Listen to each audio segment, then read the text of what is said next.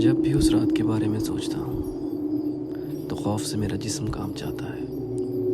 वो रात मेरी ज़िंदगी की सबसे खौफनाक रात थी, जब मैंने मौत को अपने इतना करीब देखा था। मैं उस वक्त 17-18 साल का होऊंगा, जब मैं और मेरे दोस्त ने मिलकर प्लान किया कि हम कराची चलते हैं। कराची जाना मेरे लिए आसान था, क्योंकि मेरे वहाँ खाला का घर था। तो हम लोगों ने अपने सामान बांधा और कराची चल दिए। कराची में खाला के घर के सामने एक घर खाली था। चूँकि मेरा दोस्त मेरे साथ था, इसलिए हम लोगों ने फ़ैसला किया कि हम उस घर में रुकेंगे। सारा दिन घूमते फिरते और शाम को खाना वाना खा के उस घर में सोने के लिए चले जाते। कराची पहुंचने के बाद एक दिन हमें पता चला कि मेरे भांजे की तबीयत बहुत ख़राब है, जो कि लाहौर में था। 1.5-2 साल उसकी उम्र थी। तो हम लोग घूमने निकले, अब्दुल्ला शाह गाजी के मज़ार पे गए। तो ना जाने उस वक्त दिमाग में क्या आया, लड़कपन कह लीजिए या बेवकूफ़ी। वहाँ हमने दुआ करी कि अल्लाह मेरे भांजे को ठीक कर दे, और उसके साथ जो भी मसला है वो चाहे मुझे हो जाए, उसकी बीमारी मुझे लग जाए, लेकिन उसकी ज़िंदगी बच जाए। उसकी जान के बदले में चाहे मेरी जान ले ले, लेकिन उसको बचा ले।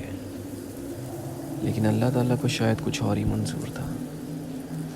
ये दुआ करके घूम फिर के हम लोग वापस आ गए। खाना वाना खा कर लेटे, थके हुए थे। तो मेरे दोस्त की आंख लग गई। मैं भी सोने ही वाला था कि अचानक मेरी नज़र दरवाज़े पर पड़ी। दरवाज़े के बाहर सहन था, और उस सहन में एक राहिबा को देखा मैंने। राहिबा, जिसे अंग्रेज़ी में नन कहते हैं, जैसा कि आपने मूवीज़ में भी देखा होगा। आजकल एक मूवी भी है दी नन। तो यकीन कीजिए, मैंने अपनी आँखों से उसको देखा। उसका कद तकरीबन 10 फुट रहा होगा।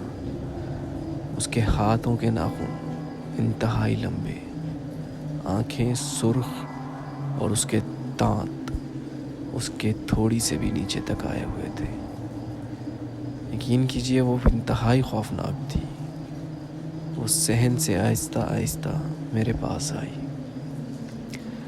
मेरे पास आके मेरे सराहने खड़ी हो गई और कहने लगी कि जिसको तू बचाना चाहता था उसको तो हम ले गए, और अब तुझे लेने आए। तू हमारे साथ चलेगा, तुझे चलना पड़ेगा। ये कहकर उसने मेरे गिरेबान को हाथ डाला, मेरी गर्दन दबोच ली। मैं अपने बिस्तर पर लेटा, हिल भी नहीं पा रहा था, जैसे मेरे जिस्म से जान निकल गई हो। चिल्लाना चाह रहा था, लेकिन मेरी आवाज़ जैसे कभी निकली ही ना हो, और मेरा दोस्त ऐसे जैसे बेहोश पड़ा हो। जैसे तैसे करके मुझे जो याद आया, मैंने आयत का विर्द करना शुरू किया। वो मेरा गला छोड़ा और कुछ फासले पर जाकर खड़ी हो गई, और खड़ी रही, मुझे देखती रही, घूरती रही। और जैसे ही मेरी आंख लगी, वो फिर मेरे सराने आकर मेरा गला दबाने लगती। मैं फिर कोशिश करता, उससे छुड़ाता, आयतें पढ़ता, विर्द करता, और वह फिर मुझसे दूर जाकर खड़ी हो जाती। मैंने बहुत कोशिश करके अपने दोस्त को उठाया, पर बेसुध वो ना उठा। हिम्मत करके मैं आहिस्ता आहिस्ता कमरे से बाहर सहन में पड़ी चारपाई पर जाकर बैठ गया, और वो अंदर खड़ी मुझे घूर रही थी।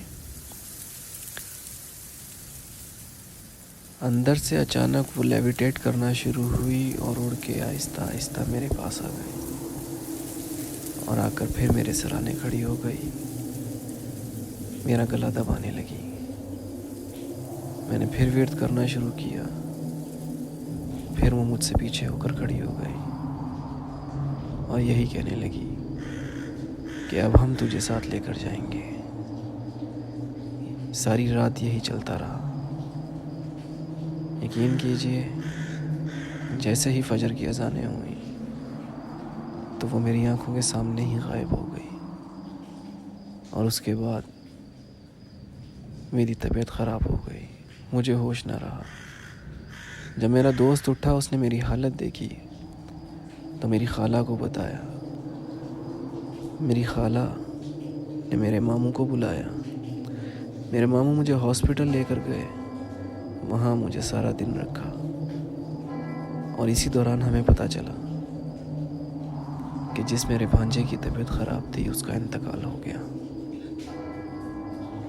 اور پھر میں نے سارا کچھ اپنے ماموں کو بتایا، جو میرے ساتھ رات کو ہوا اور جو دعا میں نے مانگی تھی۔ میں سمجھ چکا تھا کہ یہ سب کچھ اسی دعا کی وجہ سے ہے۔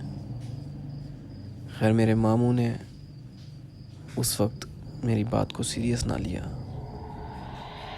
ہاسپٹل سے شام کو جب ہم گھر آ رہے تھے مغرب کے بعد، وہ پھر مجھے دکھنا شروع ہوئی۔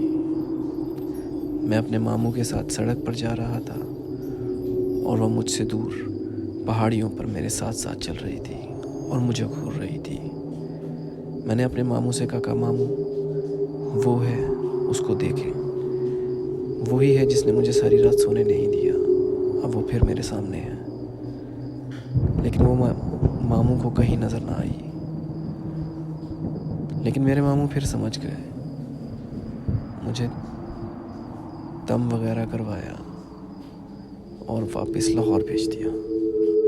دم کی وجہ سے سفر تو جیسے تیسے گزر گیا، مجھے اتنا تنگ نہیں کیا، لیکن لاہور آنے کے بعد پھر سے میرے ساتھ وہی سلسلہ شروع ہو گیا۔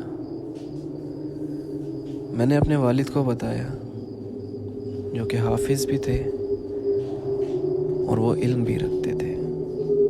ان کے بھی واقعات ہیں، وہ بھی کبھی آپ سے شیئر کروں گا۔ پھر انہوں نے مکمل طریقے سے میرا علاج کیا، جس کے بعد وہ مجھے دکھنا بند ہوئی اور میری اس سے جان چھوٹی۔ ایک طریقے سے میں موت کے منہ سے ہی واپس آیا، کیونکہ وہ رات جو میں نے گزاری، مجھے لگتا تھا کہ شاید صبح دیکھنی مجھے نصیب نہ ہو۔ السلام علیکم دوستوں، امید کرتا ہوں کہ آپ سب خیریت سے ہوں گے اور خوش ہوں گے۔ یہ جو کہانی آپ نے سنی، یہ میرے والد کا سچا واقعہ ہے، جو ان کے ساتھ 1970 کی دہائی کی شروعات میں پیش آیا، اور امید کرتا ہوں کہ آپ لوگوں کو پسند آیا ہوگا۔ اگر آپ لوگوں کو یہ واقعہ پسند آیا ہو تو اس ویڈیو کو لائک کیجئے اور ہمارا چینل سبسکرائب کر کے بیل آئیکن دبانا نہ بھولیے گا۔ آپ سے پھر ملیں گے اگلی ویڈیو میں ایسے ہی کسی مزیدار واقعے کے ساتھ۔ جب تک کے لیے اللہ حافظ۔